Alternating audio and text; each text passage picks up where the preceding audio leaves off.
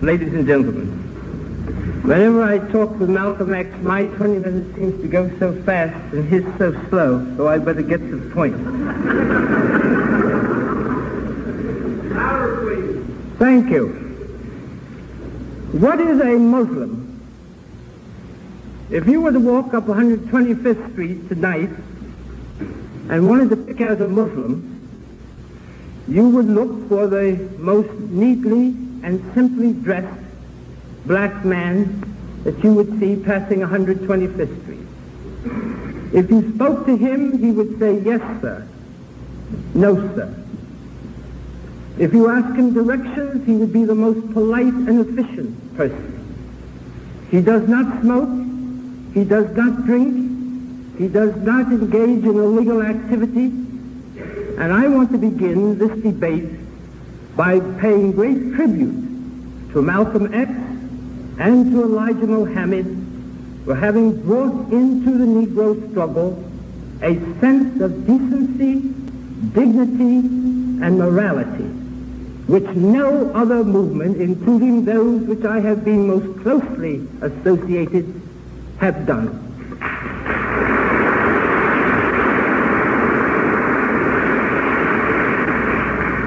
But my friends, despite these facts and this great contribution, which is not to be minimized, and which ultimately will prove to be a fantastic contribution to the civil rights movement in this country, I must, at this point, seriously disagree with some of the assumptions which the Muslim movement is doing.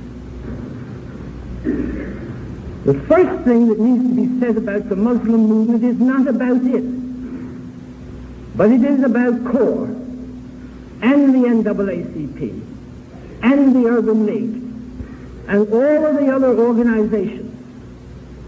For Malcolm X has a following among working class simple Negroes that none of the rest of them have. He has it fundamentally because of the failures and the middle class inability of the rest of us to get down where the real black Americans are and to work with them. The other organizations have never gone into the streets, and we are now paying for it with the development of a Muslim movement, the dynamic and direction of which I will tell you I seriously disagree with at numerous points. And therefore I would like to begin with what are the lessons that we have learned from the development of this Muslim movement. And the first is that we can no longer be middle class and expect to lead the black masses, because they are not middle class. They are in the streets, they are hungry, they are without jobs, they are poor. And unfortunately only Malcolm X and Elijah Muhammad seem capable of going out into the street along with a few black nationalists to identify themselves with them. The civil rights movement needs to learn that men are only going to be moved now when you deal with bread and butter issues. For I am here to tell you that no matter how important interstate travel is in the South, you will never build a movement on interstate travel. You have to build it on the kind of travel which those Negroes want, which is the dignity of getting to work and away from work, and not on interstate. We must immediately be able to bring people a personal action. The reason CORE has grown so amongst young people in this country is that it calls upon them to do something today, now themselves, and not to contribute $2 so that some important lawyer can go into the court and speak for them. It is also the matter of discipline.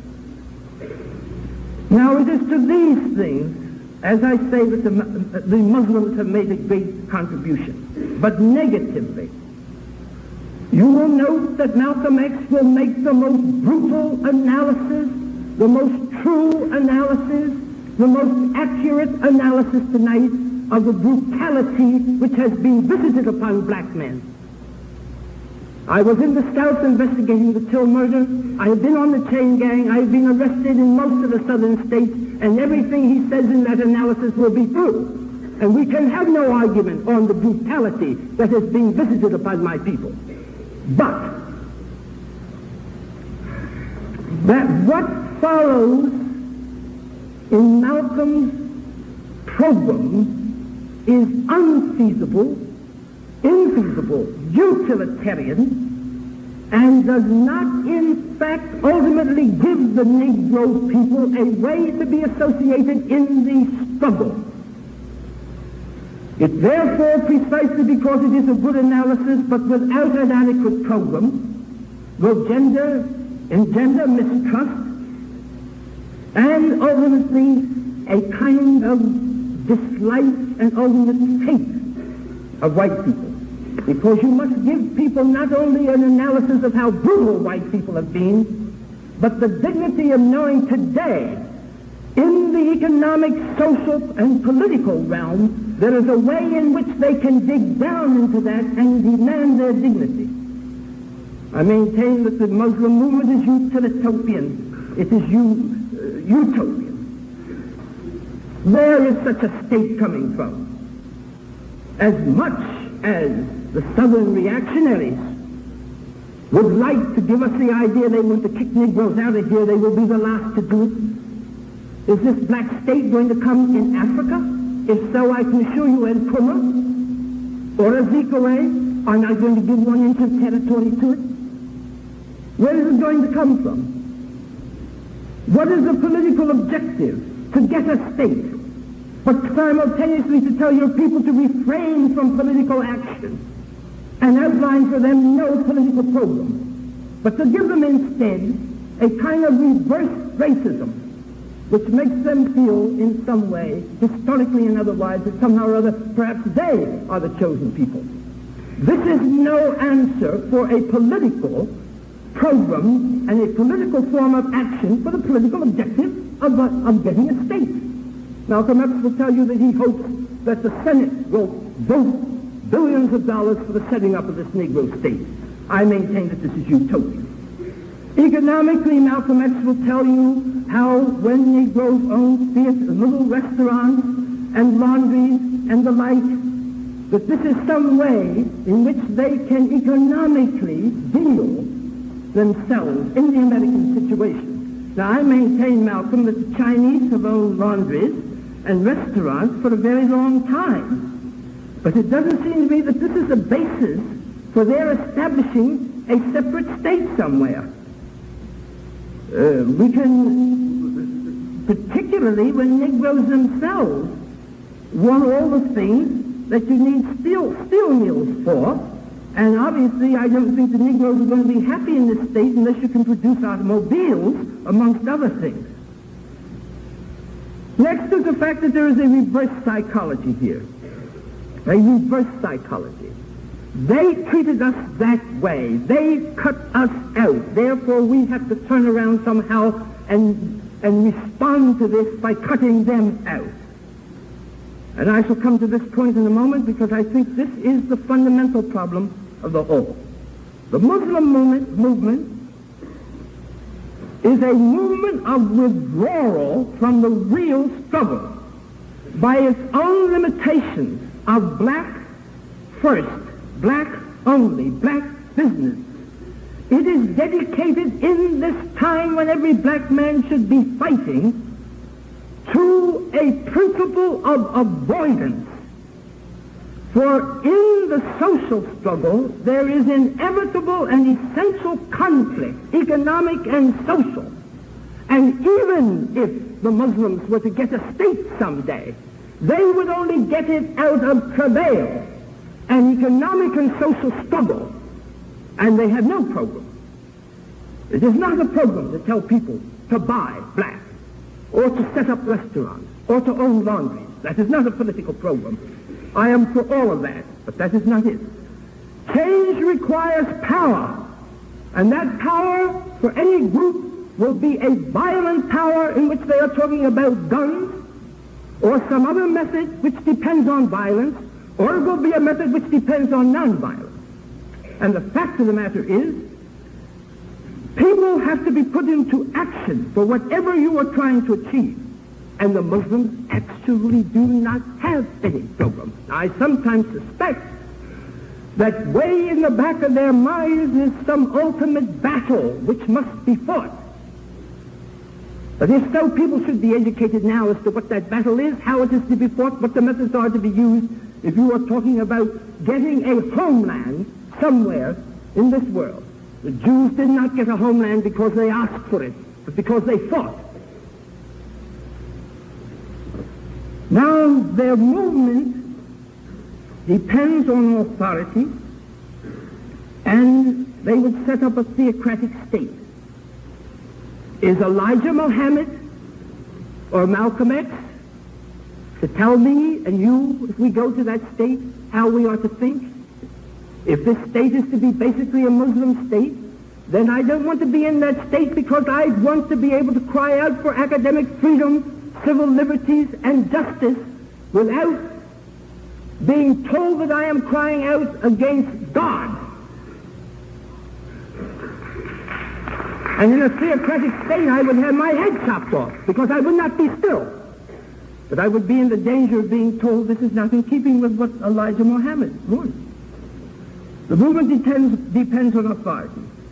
It cannot establish in the United States, because of its basic attitude to white people, allies in the struggle. It is a mistake to think that the Negro, by his own bootstraps, can deal with a complicated economic and social system for justice, even a free state, or integration, because he does it himself. You must have allies. But if you are against cooperation with white people, you cannot get an ally in the churches.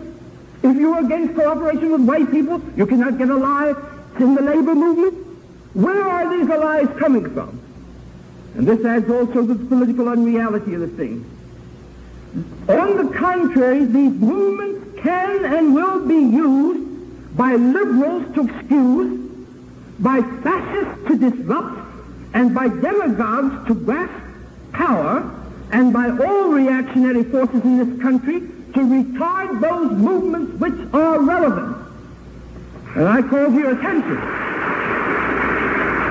For example, a month ago, a Washington newspaper reported that Rockwell, a vowed fascist, had contributed $20 to the Muslim movement. I asked Malcolm X about this 6 weeks ago at Howard University when we debated. He did not answer me. But I want an answer for this reason. A few days later in Washington, a daily reported that in an interview with Rockwell, he praised Malcolm X and announced that in 1972, when he became president, under Elijah Muhammad, he was going to send all Negroes to Africa, set up $1 billion industrial state for them. Now, that doesn't bother me, but the next thing does. This same Rockwell, in the same interview, the Rockwell who had sent a hate bus when Jim Pack, our friend, was getting his head beaten in Anniston. He sent a hate bus to meet him. This man then goes on to promise in the same interview that when he becomes president in 1972, he will put all Jews in the gas chamber. Now, my friends, I know Malcolm X. He is no fascist. I am merely pointing out that if you do not have an adequate program, and if you do not rely upon the progressive allies, you throw yourself open to being utilized by these people who have no interest in what we are doing. The Muslim movement basically fails to see the real problem. The problem can never be stated in terms of black and white. I am here to tell you, in a showdown, I will stand with Jim Peck sooner than I will stand with many Negroes I know. For he will get his head busted in, as I've seen it done on 3 occasions. The problem is man's injustice to man.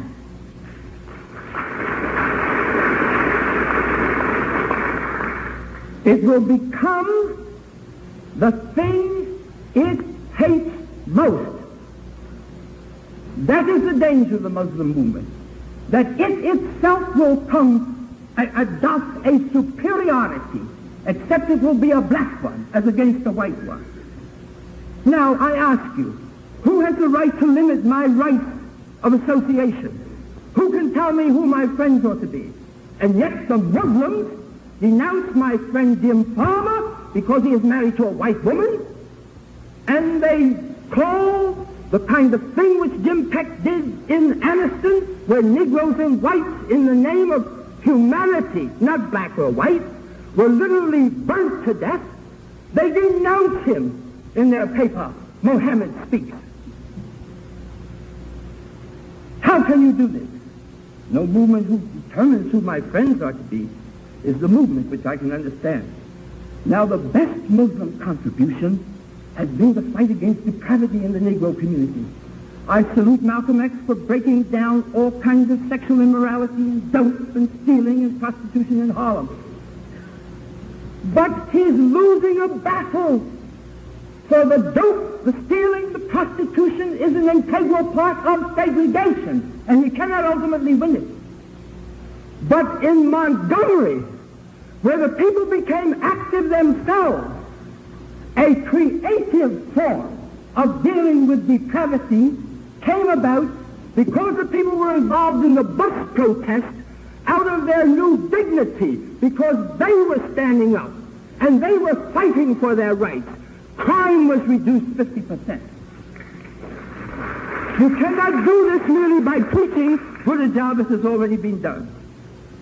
Now, this is, within this context, the reason I believe that this will be a losing battle.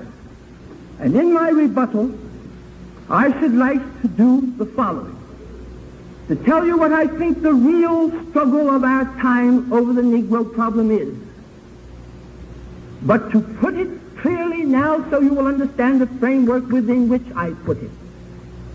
No black men ultimately shall have freedom in this country, no Chinese, no Puerto Ricans, until we have reorganized the social and economic and political life of America.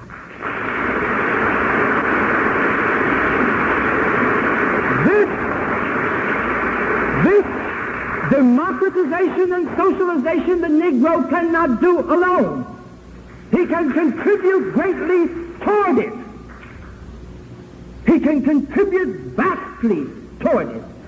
And any movement which begins by blocking out the active cooperation of the best minds, many of which are white as well as black, as to the nature of the new society we need to have here, the process of socialization which we need to have here, is unrealistic and fighting a losing battle.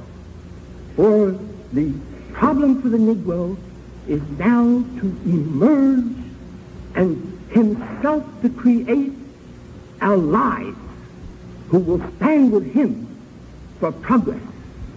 I call this method the method of social dislocation, and regardless as to what Malcolm says, I shall spend my 10 minutes in rebuttal telling you about that.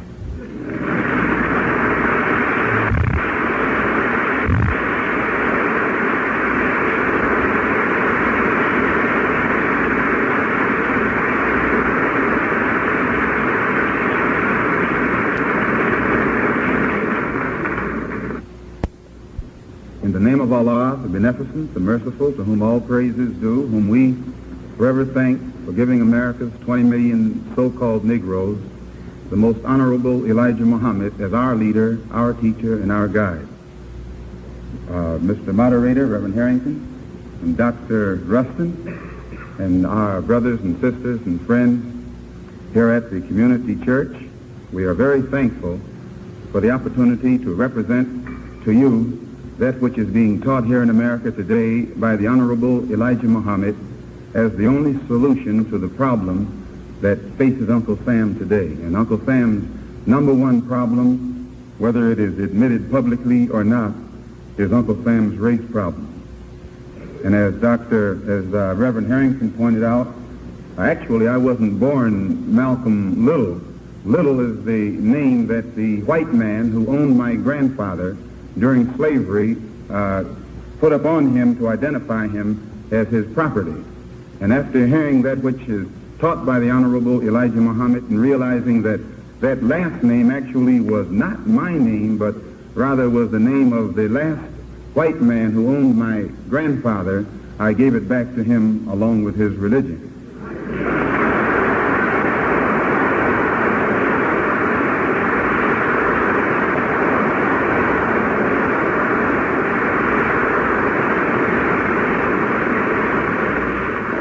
And as Dr. Rustin has pointed out, actually I didn't know that we were going to debate the Muslim movement.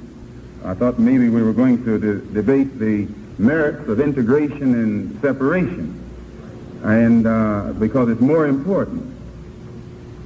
Usually you'll find here in America the so-called Negroes who want integration, they're depending upon the white man to solve their problem. Those who want separation are depending upon God. And all you have to do is determine in your own mind who can solve the problem, the white man or God. We who follow the Honorable Elijah Muhammad have more faith in God than we do in the white man.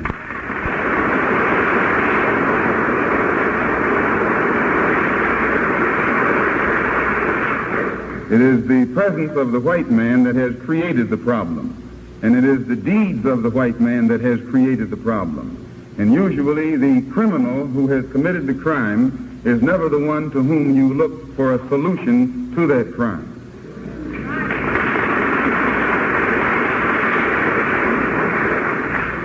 As for Rockwell, it's true. When Dr. Rustin asked me that in Howard University, I didn't answer it because I didn't get around to it. I didn't attribute that much importance to it. But we who are Muslims and follow the Honorable Elijah Muhammad and see the overall problem of all black people in America as it is, don't make any distinction between Rockwell and Kennedy. Kennedy preaches one thing and practices another. Rockwell practices what he preaches.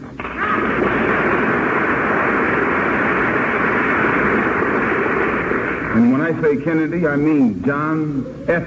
Kennedy.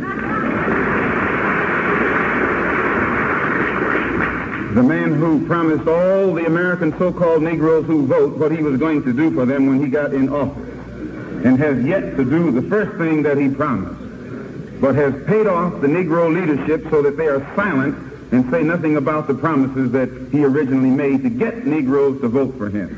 Now, I would like to point out another point before we go any farther. We who are followers of the Honorable Elijah Muhammad do not make a choice between integration and segregation. Segregation doesn't enter into the picture at all. We are for separation, not segregation. Segregation, as we're taught by the Honorable Elijah Muhammad, is that which is forced upon inferiors by superiors. Separation is done voluntarily by two equals. When you find an all-white school, they don't call it a segregated school, they call it a separate school. When you find an all-Negro school, they call it a segregated school, because it was set up by the white man.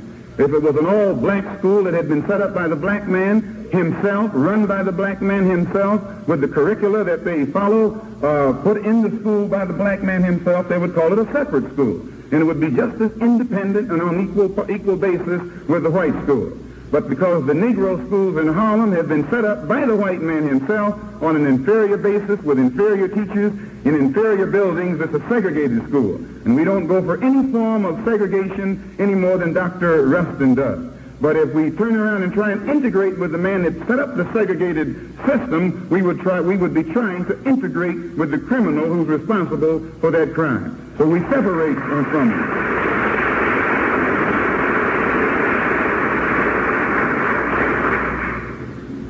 As a follower of the Honorable Elijah Muhammad, we are seeking complete separation from the white man. This doesn't mean we're anti-white. We're seeking complete separation from the white man's religion. It doesn't mean we're anti-Christian. We're seeking complete separation from his God. It doesn't mean we're anti-whatever his God is. We're seeking complete separation from his society. And it doesn't mean that we're against his society, but it has given us so much hell while we were in it, our intelligence teaches us that we should withdraw from it.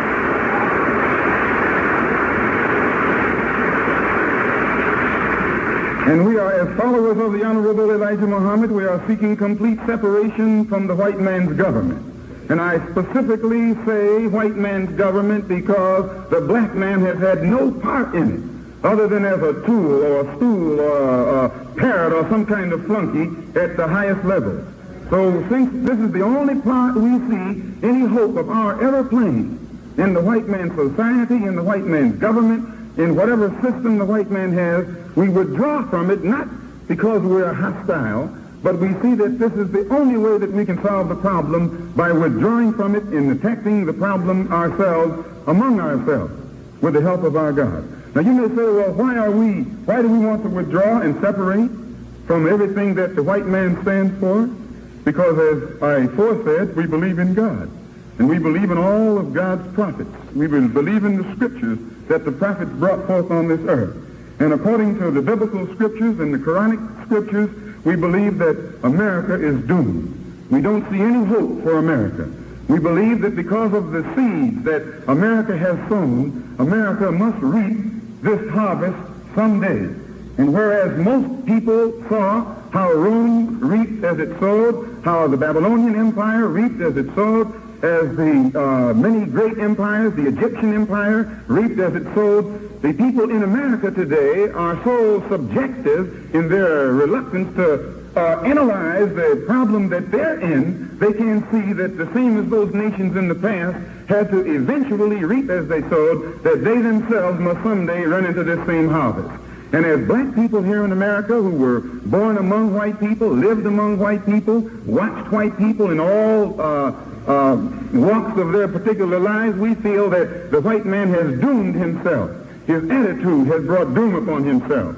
His behavior has brought doom upon himself. And this is not some doom that some outside nation on this earth is declaring. It's a doom that God himself is declaring. And as I said, we believe in God.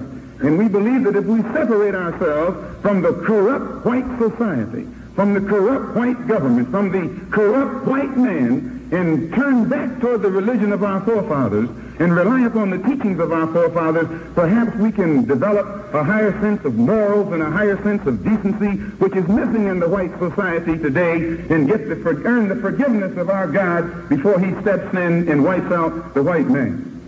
And because of the sins that America has committed against God's people, as the Honorable Elijah Muhammad pointed out in a lecture that he made at the Madison Square Garden in Phoenix, Arizona, first public appearance that he made in about 6 months in Phoenix, Arizona, just Sunday past, I was there and heard him. And he said that it's not America's attitude toward other nations that's going to cause her doom and destruction, because those other nations are in a position to defend themselves. But it is America's attitude in treatment of 20 million black people who are defenseless, who are harmless, and because of your indoctrination and brainwashing, brainless, senseless, have no intellect whatsoever of their own where they can think for themselves. And it is because America has taken millions of black people from the East, from their own culture, from their own civilization, and brought them here and stripped them, and brought them down to the level of an animal, and then turned around and taught them that they were savages in the jungle, cannibals eating people, when they were caught and brought here. This is supposed to justify the American white man's treatment of these people. It's like taking a horse, putting him in a cage, tying him up, and putting another horse on the outside, and then tell everybody the horse that's in the cage can't run as fast as the one on the outside. And this is what you have done to the American Negro. You have brought us here and stripped us of everything we once had. You've stripped us of our culture. You've stripped us of our language. You've stripped us of our God, our religion, our background. You've cut off our roots, all ties that we once had with our own kind in the East. And after stripping us of our roots and destroying us as a people, making us become dead as a people, mentally and otherwise, then you point the finger of scorn at us and tell the world that we're not ready for freedom, that we're not qualified for freedom.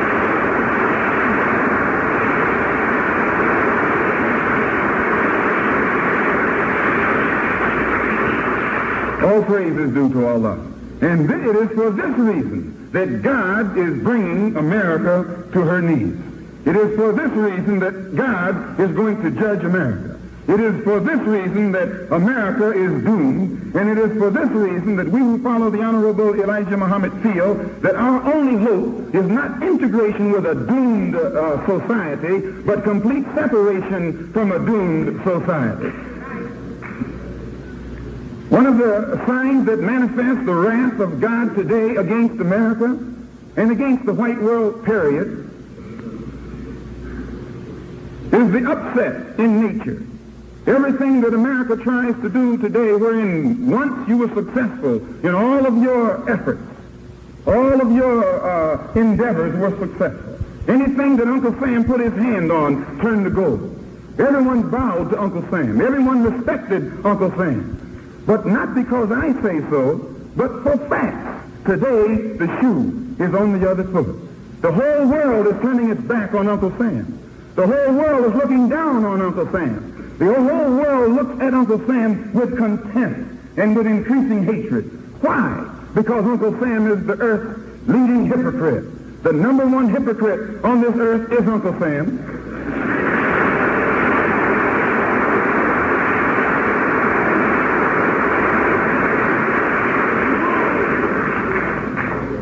South Africa practices what it preaches. Russia practices what it preaches. Franco Spain practices what it preaches.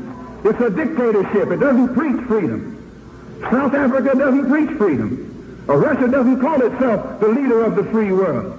It's America that looks upon herself and represents herself as the leader of the free world, while she has 20 million black people here who aren't even citizens. 20 million black people here.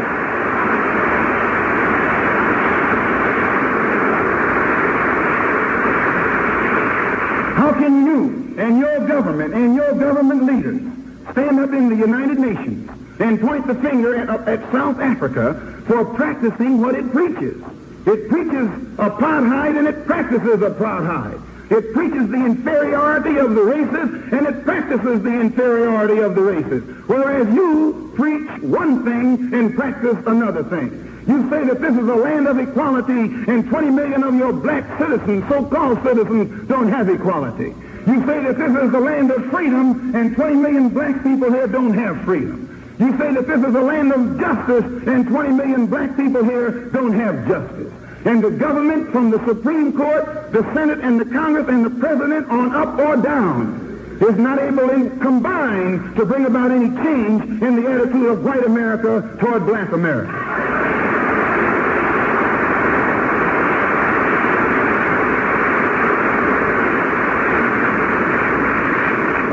So the Honorable Elijah Muhammad teaches us that because we poor black people here in America are powerless, defenseless, harmless, not only are we not able to defend ourselves or protect ourselves or launch any offense, we have to rely on God. And we have a God today who is on our side, just as Moses and his people 4,000 years ago in the land of bondage had a God on their side. And just as Daniel in Babylon, along with his people, had a God on their side, we who follow the Honorable Elijah Muhammad in America, we take the uncompromising stand that we do because we feel that God is on our side.